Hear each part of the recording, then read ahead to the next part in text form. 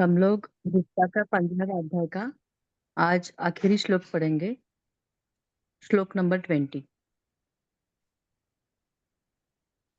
भगवान बोल रहे हैं, श्री भगवान उवाच इति गुह्यतमं शास्त्रम् इदमुक्तं मया नघ एतद् बुद्ध्वा बुद्धिमान् स्यात् कृतकृत्यश्च भारत।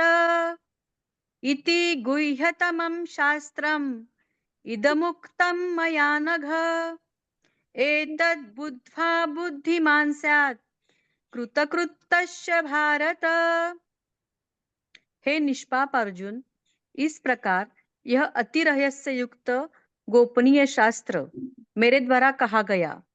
इसको तत्व से जानकर मनुष्य ज्ञानवान और कृतार्थ हो जाता है।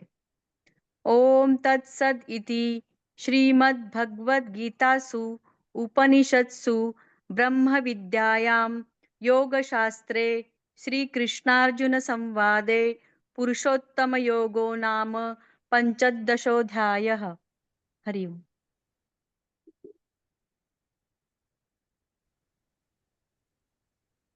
ये बढ़िया गुह्य तथ्य है कि ब्रह्म ज्ञान में शरीर ध्यास नहीं रहता।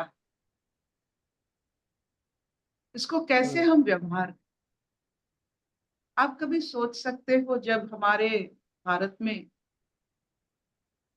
ये अंग्रेजों ने शासन किए थे, उनका रुतबा, उनका कौशल, उनका जो हमारे ऊपर असर मानसिक स्तर पर कितना घना था।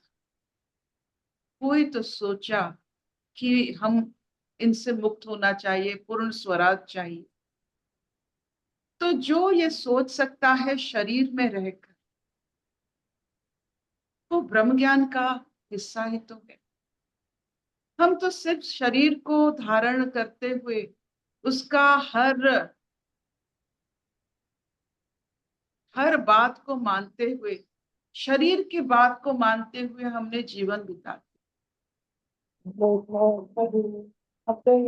कभी नहीं सोचे कि शरीर इंद्रियों के माध्यम से जितना हमें बताता है वो बहुत कम है जो हम महसूस कर सकते हैं।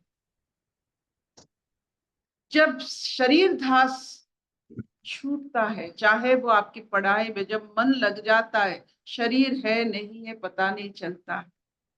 जब ईश्वर के साथ लगन लग जाती है तो पता ही नहीं चलता है शरीर जरूरी है नहीं, पता ही नहीं चलता है। तो ये जो लगन की बात होती है, लक्ष्य की बात ये होती है, मगन की बात होती है,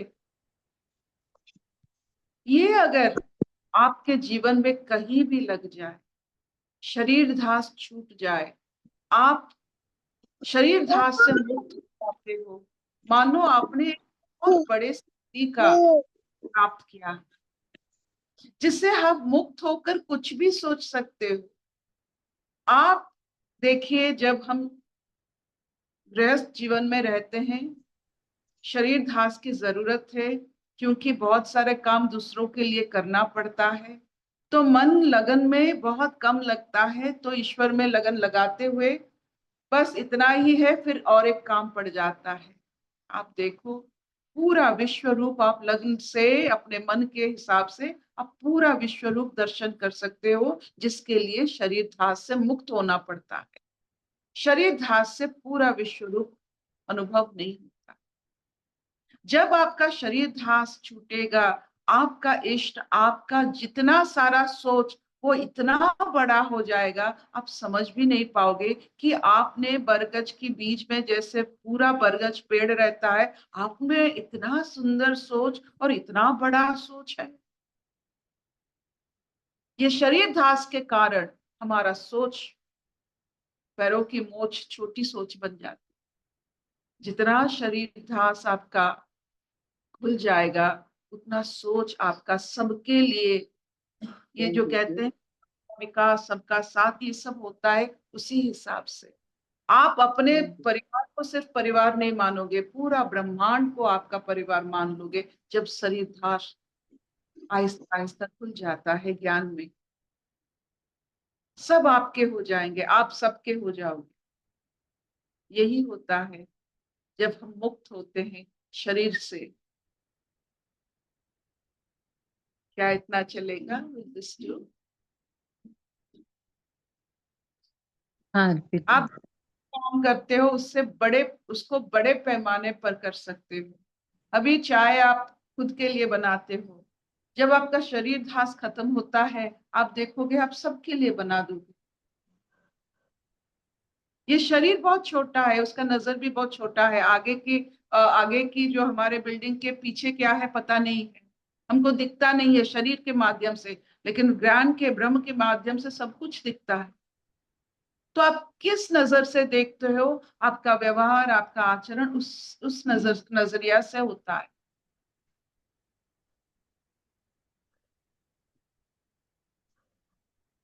एनी क्वेश्चन, प्रश्न कुछ है अगर पूछ लीजिए।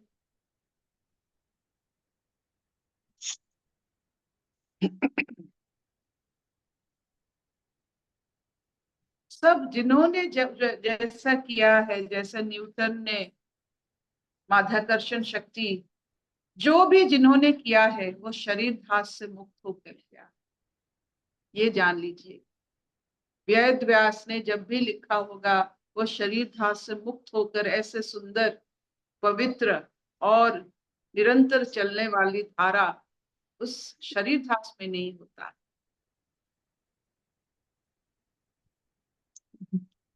जो समयतीत हो जाता है, समय जिसको नष्ट नहीं कर सकता है, वो शरीर ध्यास में नहीं हो सकता है। जो शरीर ध्यास में होता है वो समय उससे नष्ट कर सकता है। समय के कारण वो नष्ट हो जाता है, समय का प्रभाव रहता है। आपको हम बार बार कहते हैं शरीर के ऊपर समय का प्रभाव है, लेकिन अपने सतचित आनंद स्वरूप आत्मा के ऊपर कौन सा समय का प्रभाव है? आप किसको एक्टिवेट करते हो ये आपकी मर्जी। आप किसको ज्यादातर आप अपना मानते हो? जो नश्वर है जब चला जाएगा 70-80 साल में, और जो आपके साथ ईश्वर बैठे हैं, आप किससे बातें करते हो? खुद को कैसे देखते हो, दूसरों को कैसे देखते हो? आपका शरीर ध्यास का प्रबलता कितना है? थोड़ा अपने ऊपर देखोगे तो हंसी आएगी। आप अपने आप को एक शरीर के माध्यम से बंधन युक्त जेल की तरह, पिंजरे की तरह अपने आप को मानना, और उड़ते पंछी जैसे पूरा पूरा ब्रह्मांड आपका है, आपकी ज्ञान के माध्यम से उसमें अपने आप को उड़ा देना, ये आपकी मर्जी। ये सब आप खुद कर सकते हो। इसके लिए ना गुरु चाहिए ना कुछ चाहिए, बस थोड़ी सी ज्ञान चाहिए कि मैं शरीर में हूं लेकिन मैं शरीर नहीं। I have decided to stay in a शरीर। मुझे कुछ कर्म करना है ईश्वर की इस ब्रह्मांड के लिए, दैट्स ऑल।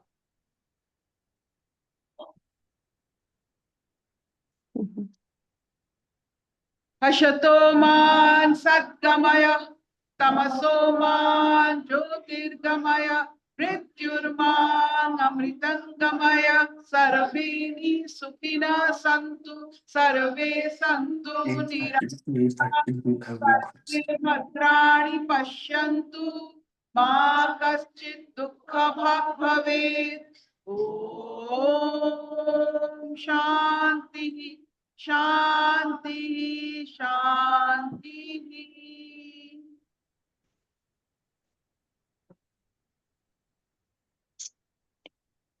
हरिओम। कोई प्रश्न? हरिओम जी, हरिओम।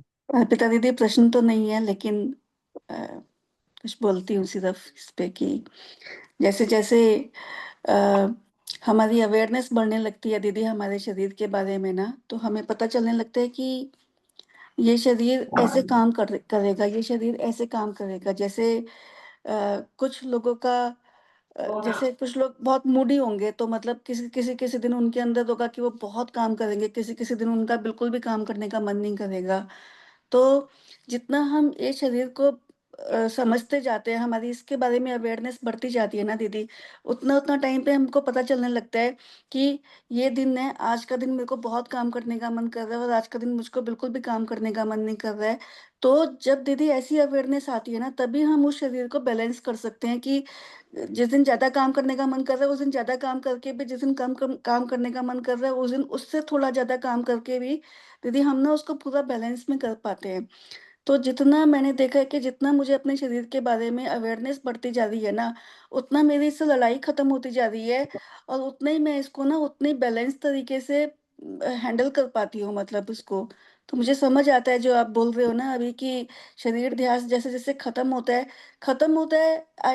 अभी अभी नहीं है लेकिन अवेयरनेस बढ़ रहा है कि हाँ, ये ऐसे काम करता है, इसका ऐसे स्वभाव है।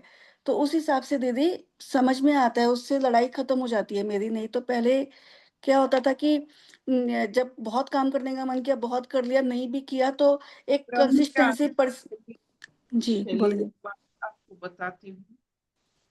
जब आपके चारों तरफ आपका दृष्टि सिर्फ और सिर्फ ब्रह्म ज्ञान का माध्यम हो गया है, सब जगह आपको शाश्वत सत्य आपको अनुभव होने लगता है, तो शरीर की जरूरत नहीं पड़ती।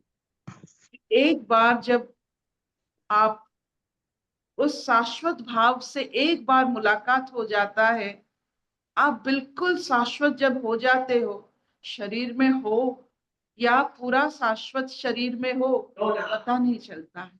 ये एक मुहूर्त, एक क्षण है। एक बार जीवन में जरूर अनुभव कीजिएगा, एक बार, कि आप इस शरीर में, ये आपका सोच है, ये आप पूरे घुले हुए हो, ये भी एक सोच है।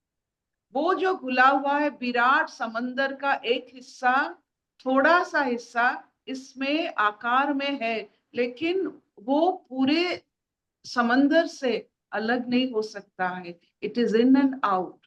ये आपका सोच है। अपने सोच को, लगन को कहाँ लगाते?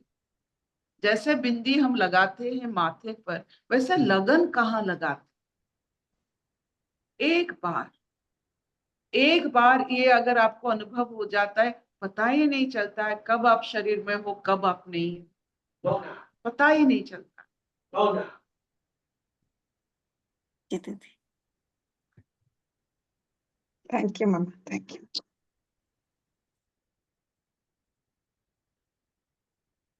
Mm-hmm.